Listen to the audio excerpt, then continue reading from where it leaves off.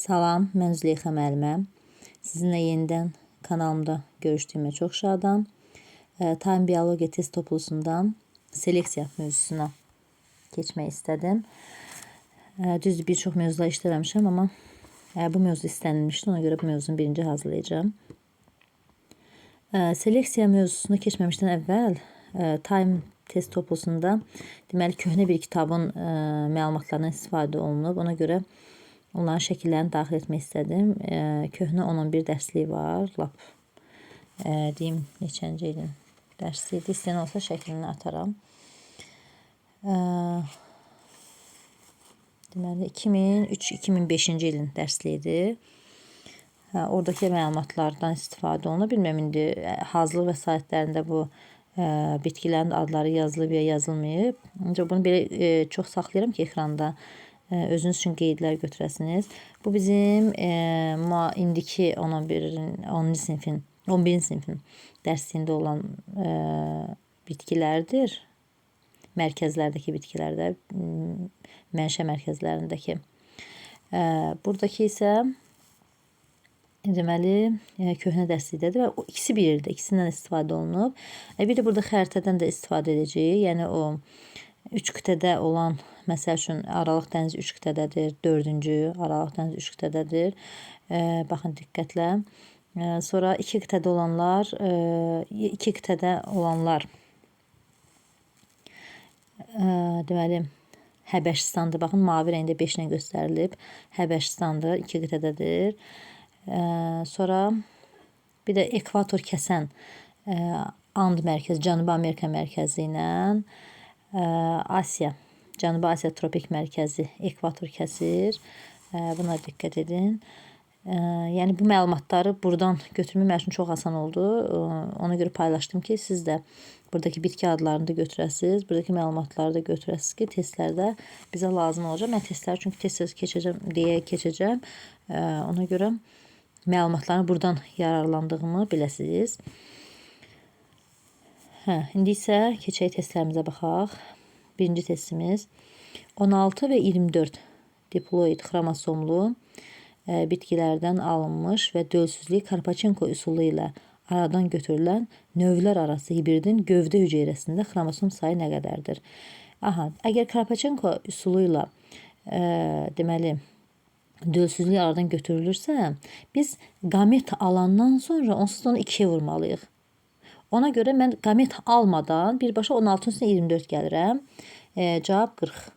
Yəni bir var ki 16-nın yarı bölüm 8, 24-ü yarı bölürsəm 12, 8-in 12 gəlirsən 20, sonra vurursan 2-yə 40, düzdürmü? Qamet alıb, sonra toplayıb, sonra 2-yə vuracaq. Karpachenko üsulunu aradan qaldırmış olacaq da. Amma mən daha onsuz da Karpachenko üsulunu aradan qaldıracağım, sonra 2-yə vuracağım deyə daha bir də bölüb, toplayıb 2-yə vurmuram. Birbaşa ilə diploid xromosom diploidlərin ikisini toplayım. Çünki Karpachenko üsulunu aradan qaldıranda bu olur tetraploid. Mən də 16-ın 24 gələ bu olur tetraploid. Olur 40. Cavab 1-də A bəndi. Hansı bitkinin müxtəliflik və mənşə mərkəzi 3 qitədə yerləşir? Bayaq dediyimiz kimi müxtəliflik və mənşə mərkəzi 3 qitədə yerləşən mərkəz hansıdır? Aralıq dəniz mərkəzidir. Burada da Aralıq dəniz mərkəzinə aid olan tək çiçəkli mərci. Düz təzə dərsliyimizdə yox, həmin o köhnə dərslikdə tək çiçəkli mərci verilib. Yəni sadəcə əzbərləyib yadda saxlamalıyıq. Bunu deyim. Yəni ki, əzbərləməsək orada kitabda olan kitabda da qalır. Hansı bitkinin müxtəlif və mənşə mərkəzi? 3-cü sual oxuyuram. Mənşə mərkəzi 3 qitədə yerləşir. Yenə 3 qitədə yerləşən kələmdir. Hər iki kitabda verilib kələmin adı. Aralıq dəniz mərkəzində yerləşən deməli bitkinin, yəni oradan mənşəyə oradan gələn bitkidir kələm. Heyvandarlıqda 4-cü sual oxuyuram. Heyvandarlıqda poliploidliyi ilk dəfə tətbiq etmişdir. Bu bilirik ki, Astaurovdur. Digərlərinin, məsələn, Karpachenkodur, Lutkovdur, Kipişnikov, Butarin, bunların da təbii ki, nə ilə, hansı seleksiya işlərinə məşğul olduğunu da bilsək daha yaxşı olar deyə düşünürəm. Amma cavabımız burada D bəndidir. Bilirik ki, tut ipək qurdu. Tut ipək qurdunun poliploid formasını almışdı Astaurov.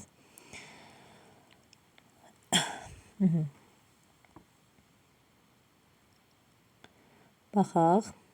Ropşa karp balıq cinsinin hansı alim, Ropşa karp balıq cinsini almışdır hansı alim?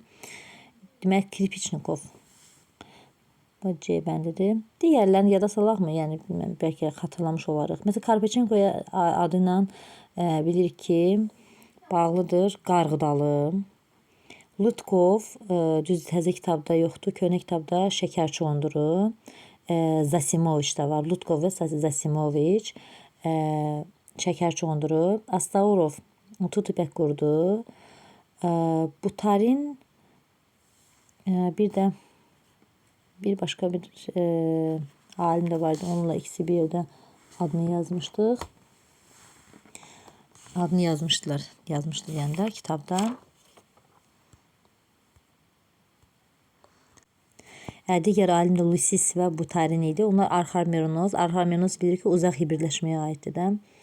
Eyni ilə bu Ropşa karp Ropşa karp balıq cinsidir və onun uzaq hibridləşmə olduğu uzaq hibridləşmə sxemində yoxdur. Amma köhnə kitabla mən araşdırdım. Elə orada Ropşa ayrı cins, karpı ayrı cins kimi yazmışdılar. Düşünürəm ki, o da uzaq hibridləşmədir. Belə 5-ci sual biraz uzatdıq. 6-cı suala baxaq. Vavilova görə aid olduğu müxtəliflik və mənşə mərkəzi yalnız bir qitədə yerləşən. Bilir ki, Aralıq dəniz mərkəzi 2 qitəyə aiddir. Həbəşistan da aiddir. Aralıq dəniz mərkəzi 3 qitəyə, Həbəşistan 2 qitəyə aiddir. Qalanlar hamısı bir qitədir. Bir onların faizlərini də bilsək əzbəri. Mütləq seleksiya əzbərin əsasında durur. Yaxşı əzbərləməliyik. Yəni test işləmək, yaxşı nəticə əldə etmək istəyiriksə. Burada kələm bilirik ki, Aralıq dəniz mərkəzidir. Sonra məsələn zeytundur, kələmdir. Bunlar Aralıq dəniz mərkəzidir. Həbəşistanın məsələn burada yağlı noxud kitabda verilməyib, yəni köhnə kitabda verilib. Ona görə baxsaz köhnə kitabı ki, orada yağlı noxud da elə Həbəşistan mərkəzində göstərilir. Ona görə o da 2 qitədir. Zeytundur, kələmdir. Bunlar da Aralıq dənizi oldu. Bunlar da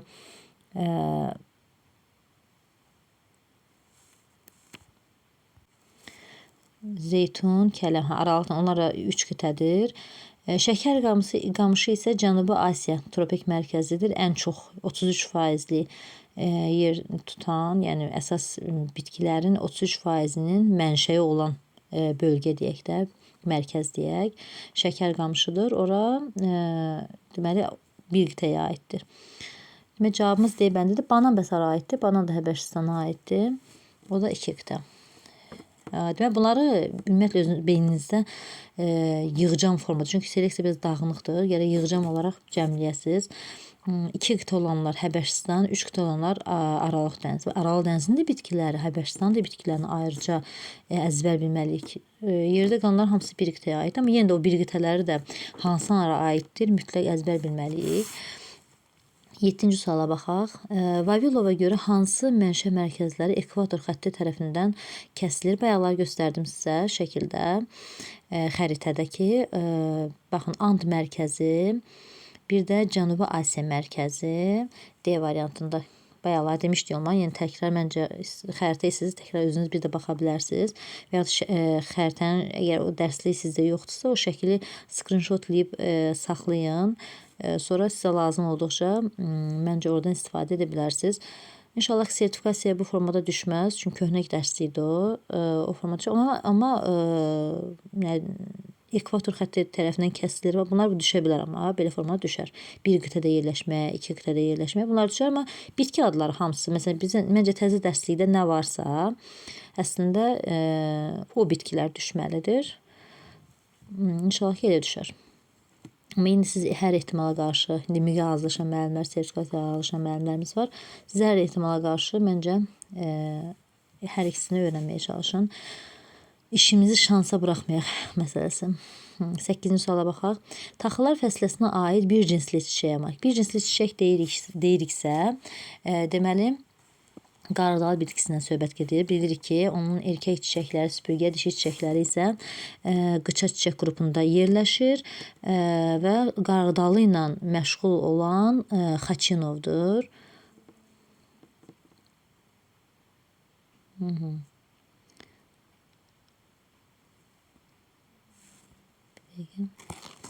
Bir də mən deyəsən əvvəldə Karpaçenkoya qarğıdalı demişəm deyə düşünürəm. Deyəsən elə demişəm. Yəni biraz o qədər tez işləyirəm, başım qarışıqdır mənim də.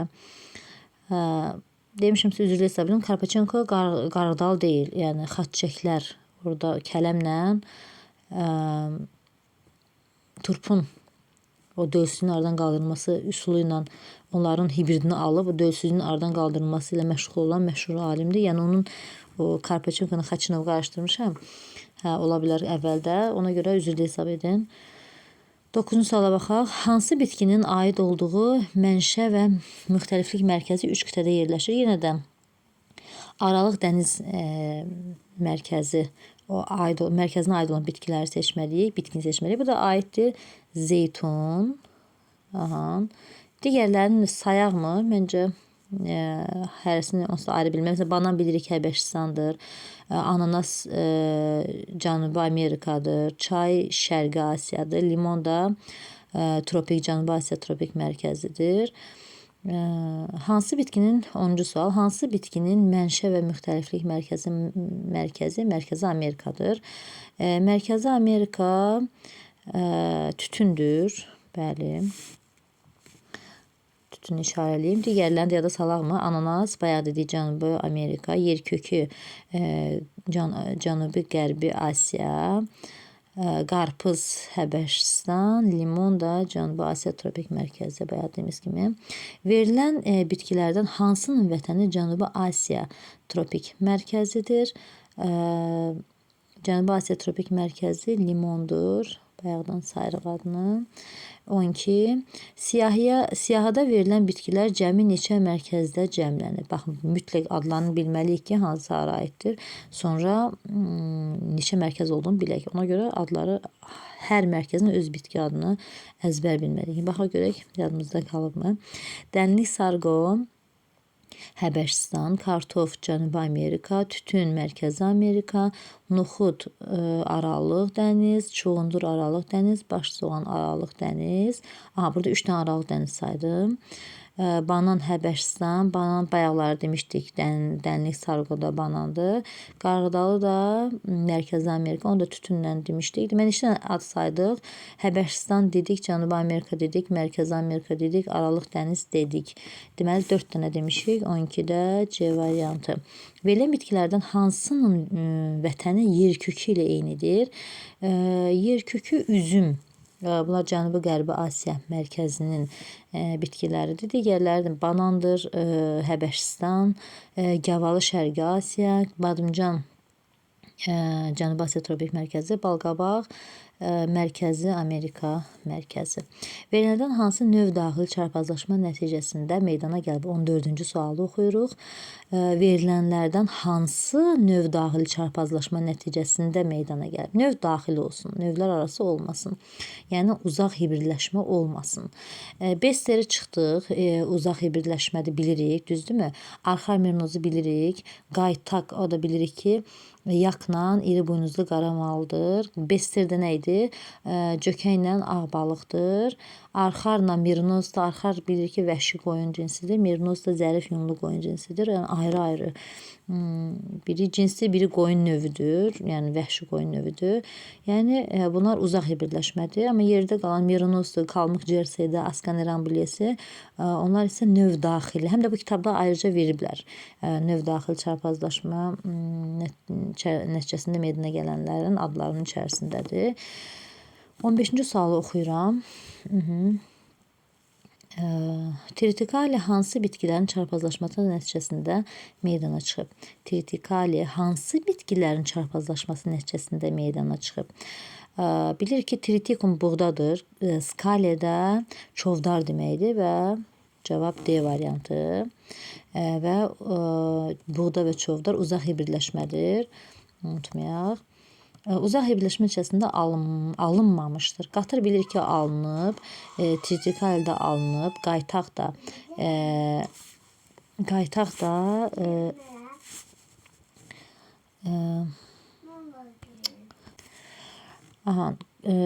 qaytaq yakla iri buynuzlu qaramal. Yakın özü isə, deməli, uzaq hibirləşmədən alınmayıb, özü bir cinsdir. 17-ci suala baxaq. Çovdarla yumşaq buğdanın çarpazlaşdırılmasından alınan hibridin dölsüzlüyü Karpachenko üsulu ilə aradan qaldırıldıqda bu hibridin somatik hüceyrələrinin bölünməsi zamanı anafaza mərhələsində neçə xromosom olar? Çovdar 14, buğda 18. Əgər biz bunu Karpachenko üsulu ilə aradan qaldıracağıqsə, Karpachenko, adını da səhv Karpachenko deyirəm, Karpachenko idi, hə. Əgər bu üsulla aradan qaldıracağıqsə, deməli bunları yarıya bölüb qamet almanın heç bir mənası yoxdur. Biz nə edirik? Onları sadəcə 14-ün üstünə ilə 18-i gəldik. Düzdür? İndi bizdən nə deyir? Bu bir somatik hüceyrəsinin bölünməsi zamanı anafaza mərhələsində nə qədər olar? Deməli bu bitkinin özünün somatik hüceyrəsində neçə? 42. 4'ün 8. 42 nədir? 32. 32 dənə nə var? Xromosom var. Yəni bu 4N'dir. Tetraploiddir artıq. 32N xromosom var. 32 xromosom var, 32N yox. 4N xromosom var, 32 xromosom var. Biz bilirik ki, anafaza mərhələsində xromosomlar ikiləşir axı. Amma hələ telofaza olmayıb axı. İkiləşiblər və xromatidlər xromosom rolunu oynayıb da, düzdür? Hər xromatid mitoz bölünməlidir. Çünki somatik hüceyrənin bölünməsinə gedir söhbət. Deməli, hər xromatid 32 dənə xromosomun içərisində 64 dənə xromatid olur. Hər xromatid də özünü xromosom kimi aparırsa, deməli olur 64 dənə xromosom. Yəni biz bilirik ki, bölünmədən əvvəl interfaz olur. Interfazda ikiləşib. Yəni hər xromosom içərisində 2 dənə xromatid daşıyır və anafaza mərhələsində o xromatidlər bir-birindən ayrılıb xromosom rolunu oynadığına görə 32 dənə xromatid hərəsinin içərisində bir dənə xromatid ayrılır və 64 dənə xromosom yaranır. Ha vaxt anafaza mərhələsində. Sonra telofaza mərhələsində artıq hüceyrə bölünəndə hər hüceyrə 32 dənə xromosom düşəcək. Deməli cavabımız 64-dür.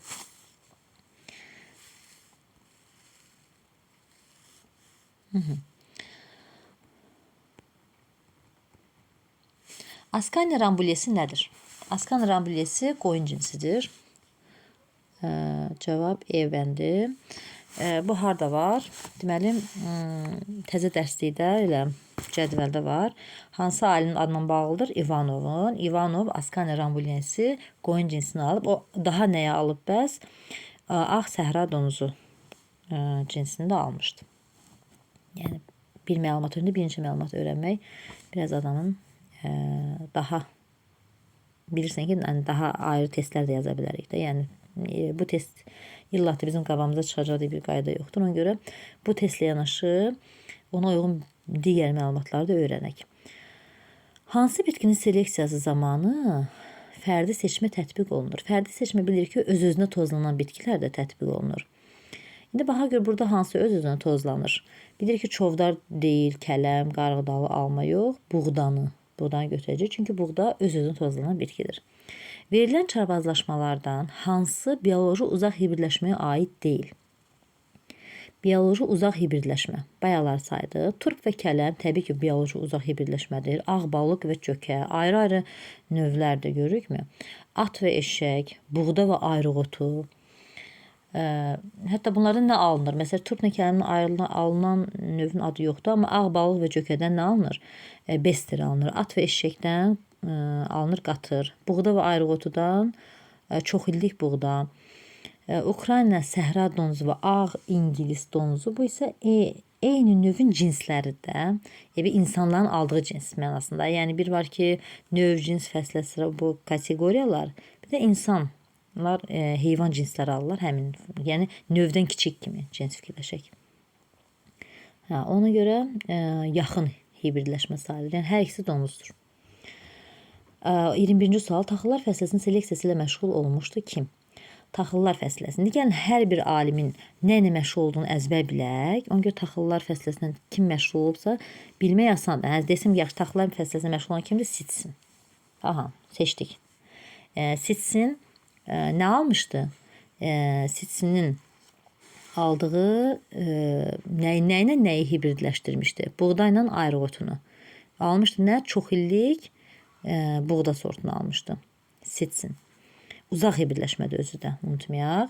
Amma digərlərdən bəs nə öyrənirlər? Pustovyet məsəl üçün günə baxan, Karpichenko, xaççiçəklər fəsləsi, turp və kələm, Miçurin, gül çiçəklər fəsləsi, əsasən alma, armud, meyvə bitkiləri, Kirpiçnikov isə o heyvan, ropşa ilə karp balıq cinsinin arasında, yəni o ropşa karp balıq cinsini almışdı. Uyğunsuzluq müəyyən edin. Bu bionika elmlə bağlı olan bir sualdır. 22-ci sualımız. Kalmar raket doğrudur. Quş təyyarə, zəncirotu, paraşüt, yarasa, radar. Termit isə kondisioner olmalıydı. Pinset orada quş cüllüt idi deyəsən. Cüllüt quş olmalıdır. Onu götürmüşdülər pinset üçün. Yəni onun dimdiyi formasındandır.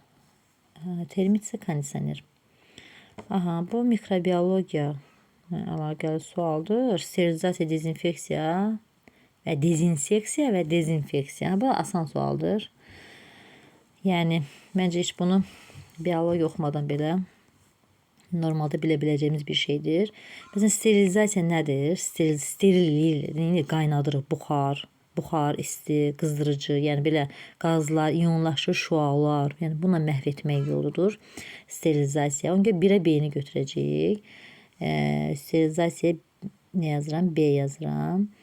Dezinseksiya, bir də dezinfeksiya. Biz dezinfeksiya üçün nə edirik? Hansı bir bioloji maddədən, kimya maddədən istifadə edirik də.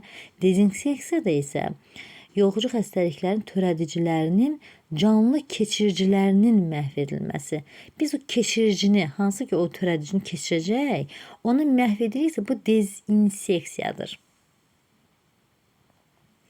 Amma yox.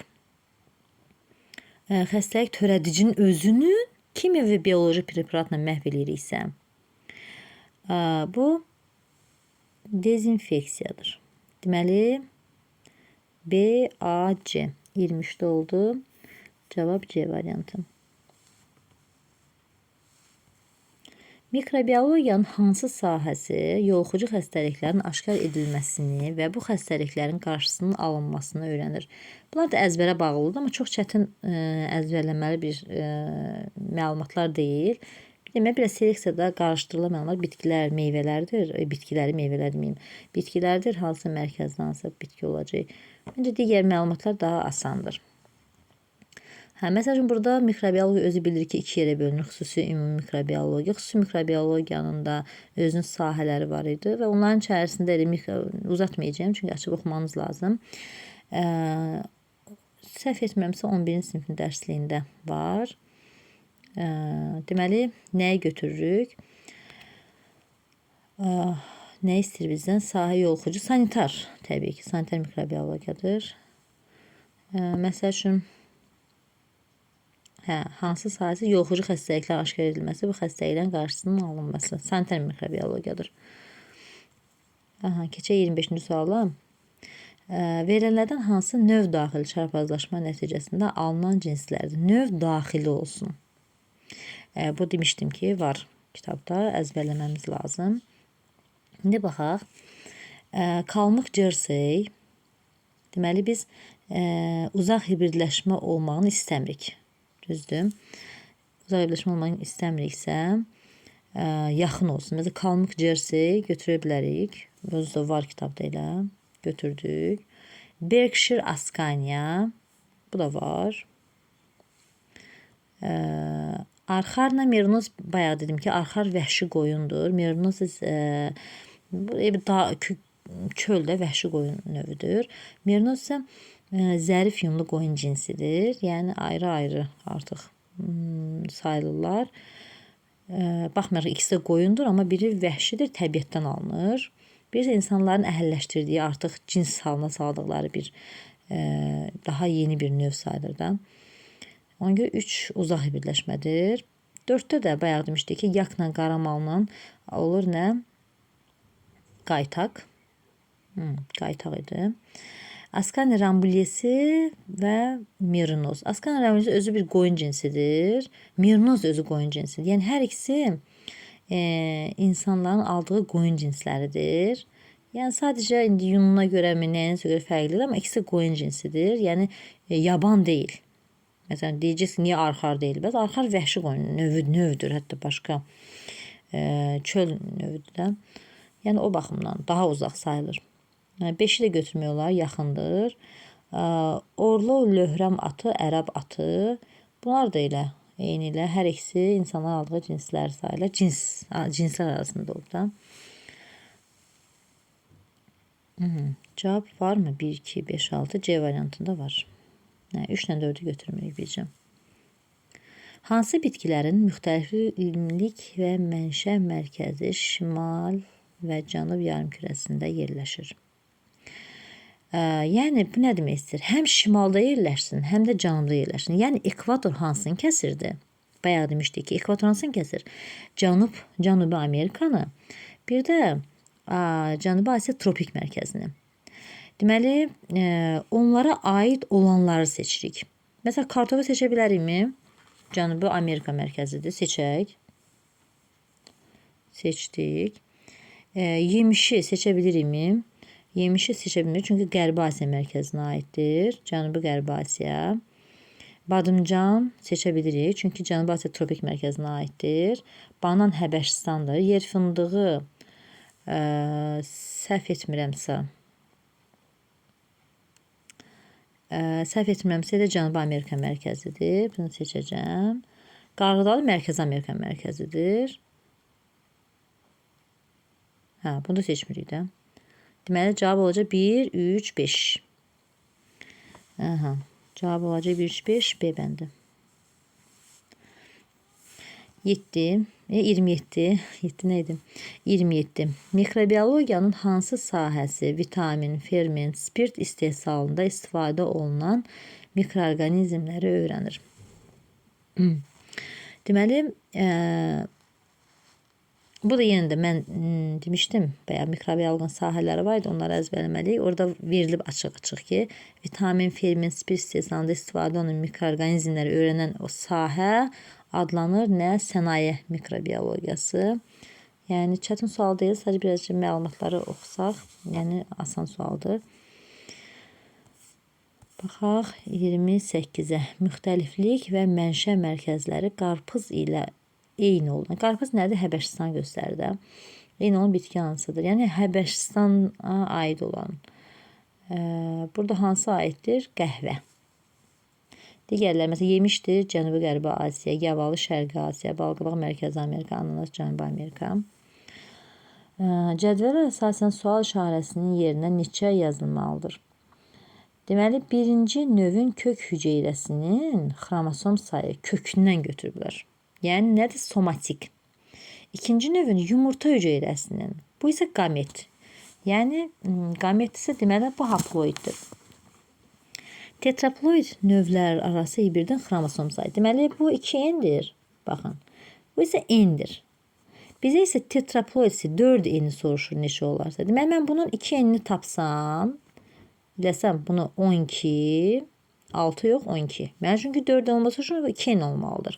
N 6'dır. 2N 12'dir. Mən 12'nin üstünə 18 gəlib, cavabı 30 götürərəm. Yəni, cavab eləcə 30. Niyə? Çünki 18'in üstünə 12 gəldim. Mənə 4N lazımdır da, yəqin ki, aydındır. Yazım istəyirsiniz. 2N, yəni 18, yəni həllini yazım ki, bir yadda qalsın. Bərabər də 30. 30 hardan gəldi bilək. 30 da elə yazdım ki.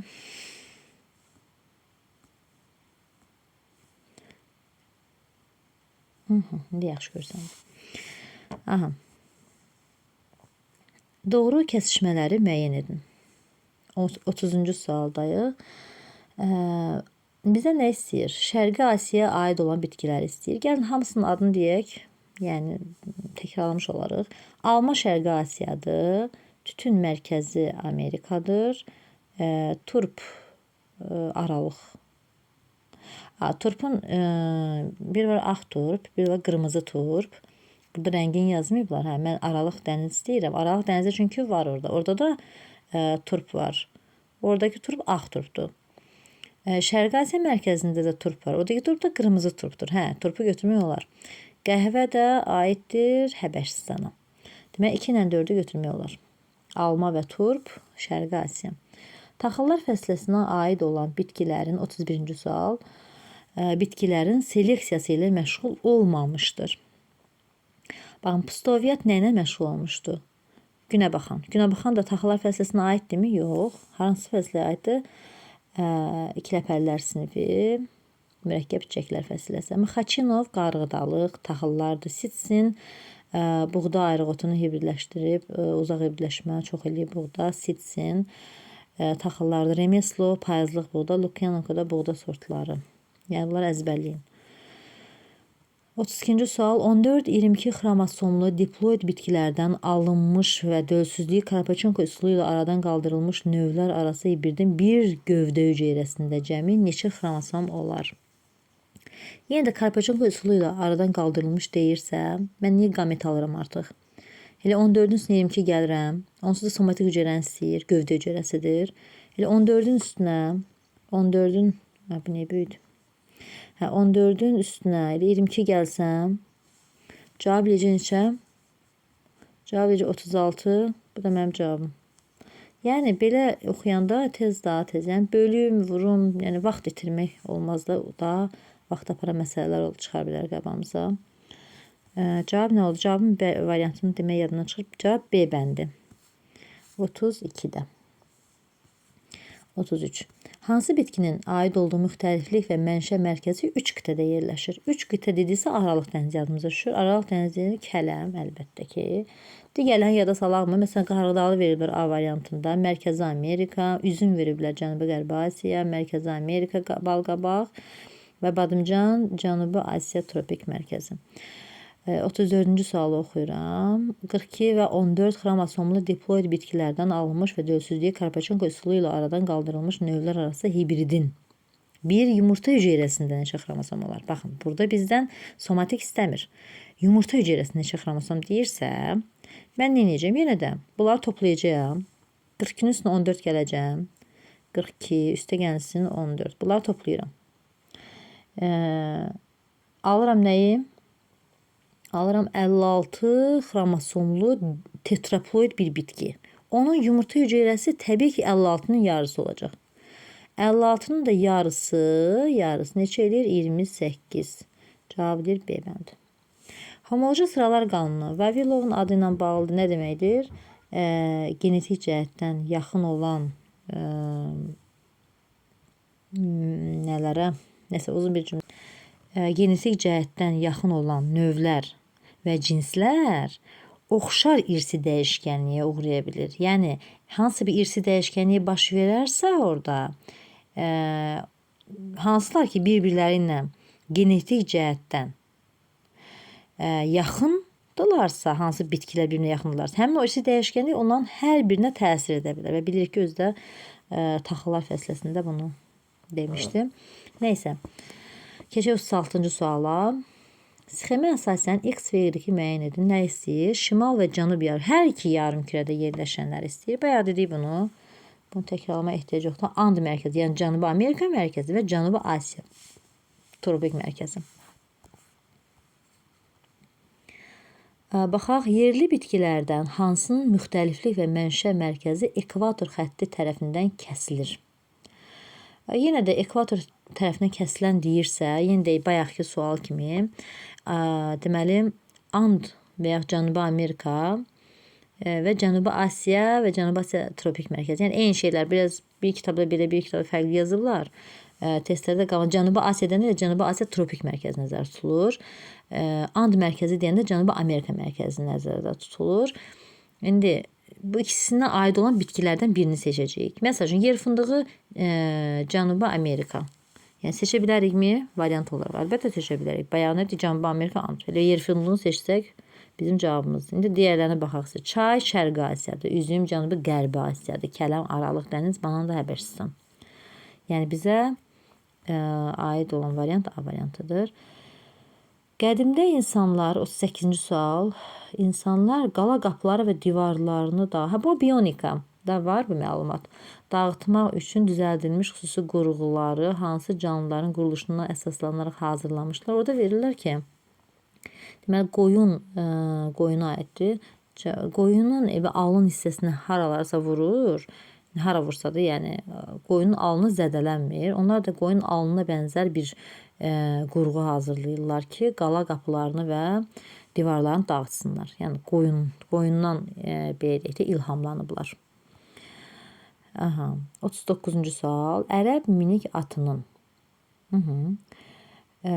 Y xromosomu ilə ilişikli olan bir əlaməti Rusiya Orlov Löhrəm at cinsində müşahidə oluna bilərmi?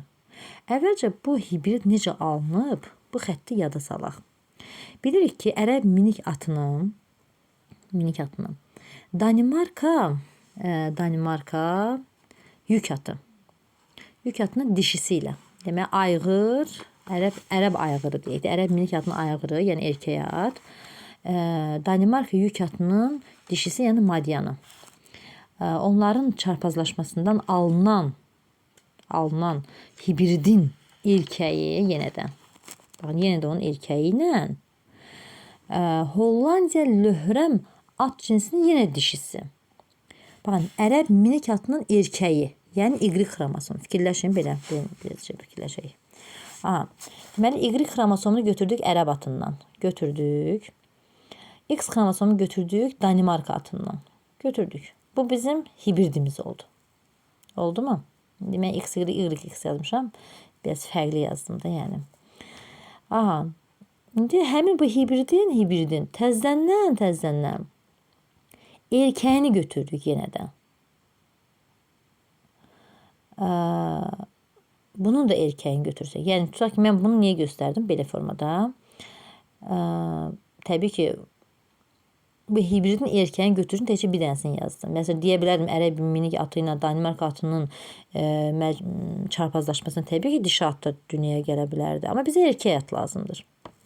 Və bunu da yenə də Hollandiya Löhrəmi ilə neynəsək, çarpazlaşdırsaq, alınan hibrid adlanır nə? Orlov Löhrəmi. Orlov Löhrəm, Rusiya. Buna alınan hibridlər ki var. Məsələn, hansı hibridlər alına bilər? Burada ola bilər, bu yadınızdan çıxartmayın. Bu Y. Hardan gəlir? Bu Y gəlir ərəb atından. Ərəb atının xromosomudur. Bu bizim hibrid ki var. Bu bizim birinci hibridimizdir. Bu bizim birinci hibriddir. Birinci hibridin Y ərəb atının Y-idir. İndi oradan alacağımız ikinci hibridlər isə, məsəl üçün ikinci hibridləri alaq. YX və yaxud da XX. Düzdür? Yəni bu formada olacaq hibridlərimizi. YX, XX. Yəni də belə bunu artıq forma olmayacaq ki. Yəni mən sayını yazmıram da. Axır iki cürü, həm erkək, həm dişi hibrid ala bilərik. Bu bizim ikinci hibridlərimizdir. Bunların da ərəb atının deməli, bizə nə deyir? Deyir ki, Y xromosomu ilə ilişikli olan bir əlamət. Yəni, Y ilə gələn əlamət, baxın, ancaq Y-lərdə, yəni erkəklərdə üzə çıxa bilir. Ona görə yalnız alınan erkək fərdlərdə müşahidə olunur. Çünki Y ilə gələn bir əlamətdən gedir söhbət. Ona görə yalnız erkək fərdlərdə müşahidə olunur. Variantı doğrudur. Digərləri isə, baxarsınız digərlərinə də, digərləri doğru deyil. Niyə? Alınan bütün fərdləri müşahidə olunmaz. Çünki Y ilə gəlir. Yalnız dişilərdə deyim. Dişilərdə ola bilmez. Çünki Y ilə gəlir yenə də. Seçmə zamanı ərəb minik atının dişisi götürülmüş, xeyr dişisi götürülməyib, erkəyi götürülmüşdü. Ərəb minik atı ilə Danimarka yük atının cinsindən alınan dişi fərd götürülür. Ərəb minik atı ilə Danimarka yük at cinsindən alınan dişi fərd götürüldüyü üçün müşahidə olunur. Xeyr, bu dəfə də biz erkək at götürürük. Çünki ərəb minik atı ilə Danimarka yük atının hibridi ki, birinci hibrid ki var, oradan da yenə də erkək götürürük. Yenə də deməli götürdüyümüz ikinci dişi də Hollandiyanındır. Deməli birinci evi ki, gəlin gətiririk də. Fətəsə biri Danimarkadan gətiririk, biri də Hollandiyadan gəlin gətiririk. Hə. Yəni ona görə Y elə ərəb atından gəlir. Ona görə Y ilə gətirilən hər bir əlamət mütləq erkək fərdlərdə üzə çıxacaq. İnşallah ki, başqa aydındır izahatım. Əgər burada biraz aydın olmasa, nəsə aydın olmasa yazarsınız da, mən də bilərəm. Nəsə bir aydınlaşdırmaya çalışaram, yəni fikrimi. 40-cı suala baxaq. Gen mühəndisliyi sahəsində əhəmiyyətli hesab olunan polimeraza zəncir reaksiyası üsulu hansı alim tərəfindən öyrənilmişdir? Bilirik ki, bu Müllisdir. Müllisin deməli polimeraza zəncir Pezere deyib biz buna qısa. Pezere reaksiyası o bir DNT-nin heç bir şey olmadan canlıya ehtiyac olmadan DNT-ni ikiləşdirmək üçün DNT polimeraza fermentindən istifadə edərək, yəni çox ağıllı bir metodla istifadə edib Müllis. Digərləri neyini bəs? Bəlkə McClintock, Müller, Vernadsky, Weissman, yəni hansıları biliriksə, amma hamısını təkrarsa daha yaxşı olar. Mən yadımda qalıb McClintock qarğıdalı xromosom xəritəsini işləyib, hazırlayıb. Müller o üzv maddələrdən qeyri-üzv maddələr. Müller 2 dənə. Millerdir o. Amma bu S hərfi yazılırsa elə bu Milleri Müller kimi yazıblar burada. Amma kitabda Miller idi o. Amma yerində ondan gedir söhbət. Deməli aparat hazırlamışdı. O üzv maddələri qeyri-üzv maddələrdən yaranır fikrini irəli sürmüşdü aparatdan sonra. Sonra Vernadsky biosfer, noosfer təlimini yaradan alim idi. Weissman'ı yadıma gəlmədi. Weissman. Nə yalan deyim. Weissman kim yadına gəlsə şərhlərdə yazsın. Mən də istəyərəm bilim. Belə kitabları axtarıb nə bilim vaxt itirmədən hazır şərhi oxuyub öyrənmək istəyərdim. Yəni kim bilirsə yazardı. Çox sevinərdim. 41-ci sual. Kütləvi seçmə. Kütləvi dedisə biz çarpaz tozlanmaya baxacağıq. Və bura baxın hamısında bir dənə çovdar burada çarpazdır. Yəni küləklə tozlanmadır özdə. Buğdadır, kartofdur, noxuddur, arpadır. Bunlar öz-özünə tozlanmadır. 42-ci suala baxırıq. Hansı bitkinin aid olduğu mənşə mərkəzi ekvator xətti ilə kəsişir.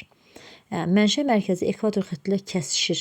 Deməli, nəyi fikirləşəcəyik? Cənubi Amerika və kartof düşündük və tapdıq. Digərlərini yada salaqmı? Lobiyanı yenə köhnə kitabdan əlaqələndir. Lobiya mən təzə kitabda görməmişəm, nə yalan deyim. Deməli, lobiya hansı mərkəzə aid idi?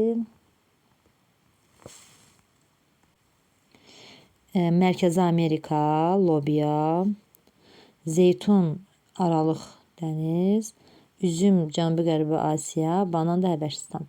Borulu sümüklərə malik olmayan onurğalıların seleksiyası ilə məşğul olmuşdu kim? Bilirik ki, borulu sümüklər olmayan nə demək? Yəni ətrafları, qolları, ayaqları olmayandan gedir söhbət, amma onurğalı olsun. İvanov bilir ki, qoyun və donuz cinslərini öyrənib. Ona aid deyil. Kirpiçnikov elə karp, ropşa karpdır, balıq cinsidir. Məncə elə balıqdır. Hələ balıq olacaq, çünki onun ətrafları yoxdur axı, üzgəclərdir. Cavab B bəndidir. Lusislə butarin ikisi bir yerdə işləmişdilər.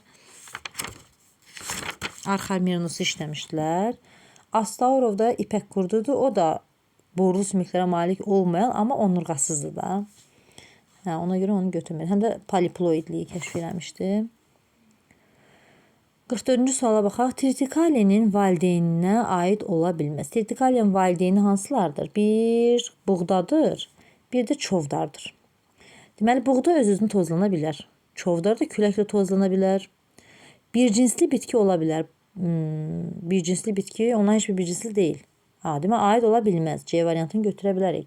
Kütləvi seçmə təsirinə, kütləvi seçmə bilirik ki, çovdara aid ola bilər. Çünki çarpaz küləklə tozlanır. Bir toxumlu meyvəyə malikdir hər ikisi. Yəni aid ola bilməyən bir cinsli. Bu qarğıdalıya aid olan bir xüsusiyyətdir. Bir cinsli bitki olmaq.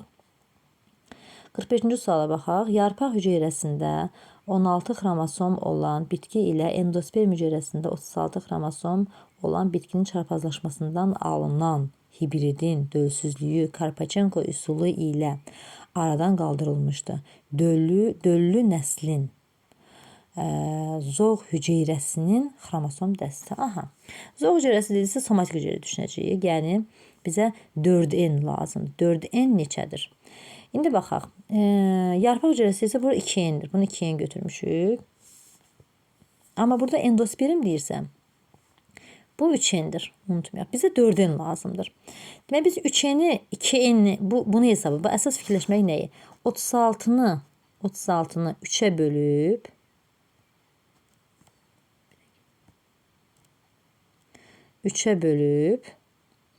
2'yə vursaq olacaq 12. 12'ni də vursaq 2 eləcək 24. Olacaq 2N. Deməli 3N'i 36'dırsa 2'nin neçədir? 24'dür. 2N tapdıq. Necə indi? Baxın. 16 2N. Bu da oldu 2N. Düzdür? 16 da 2N'dir. 24 de 2N'dir. Hər ikisini toplasaq, 16'ın üstüne 24 gəlsək, neçə eləyəcək? 40. 45'də cavab elədi D variantı. 46. Yəni məncə burada 24 yazıb 24 olan variant yoxdur deyəcəksiniz. Aydın oldu da yəqin ki, yoxsa misalını yazım. Həmişə düşünürəm birdən müəllimlər qarışdırarlar. Deməli biz nə aldıq? Yəni mən hər ehtimal qarşı misalını yazım. Deməli 16M'imizi almışdı. 16M var idi onsuz da. 16 olan var idi. Biz 24 da aldıq. Oldu 40. Yəni biz bu 40'ı buradan almışıq. Ay mənə 40'ı hardan almışıq sualı gələcək sonra. Niyə biz o 40 yazırıq? Çünki Karpachenko üsulu ilə biz əgər aradan qaldırılıbsa dölsüzlüyü. Bu artıq tetraploid olur. 2N üstənəsinə 2N lazımdır bizə. Ətlik öküz və südlük inək. Verilən çarpazlaşma haqqında verilənlərdən hansı doğrudur? Deməli görürük ki, öküzdür. Öküz nədir əslində? Erkək inəkdir də. Yəni inə eyni növ sayılırlar da, yəni başa düşürük. Bu da südlük inəkdir. Bu da inəkdir, o da inəkdir. Sadəcə inək deyəndə bu erkəkdir, bu dişidir də. İndi bunların çarpazlaşmasından təbii ki, yeni növ alına bilmərik. Çünki yeni növ ümumiyyətlə insanlar süni yolla yeni növ almırlar. Yeni cins alırıq. Heyvan cinsləri, bitki sortları deyirik də biz buna. Növ təbiətdə alınır. Yəni ona görə bir səhvdir. Uzaq hibridləşmə deyil. Dedim axı ikisi də eynidir. Biri erkək, bir dişi formasıdır. Amma yeni cins almışıq. Yəni cavab E variantı yalnız 3.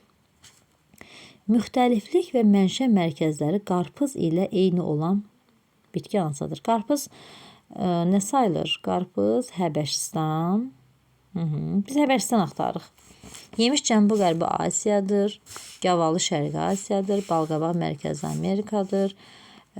Ananas da Cənubi Amerikadır. Qəhvə isə Həbəşistan mərkəzidir. 47 ilədir D variantı. 48'ə baxaq.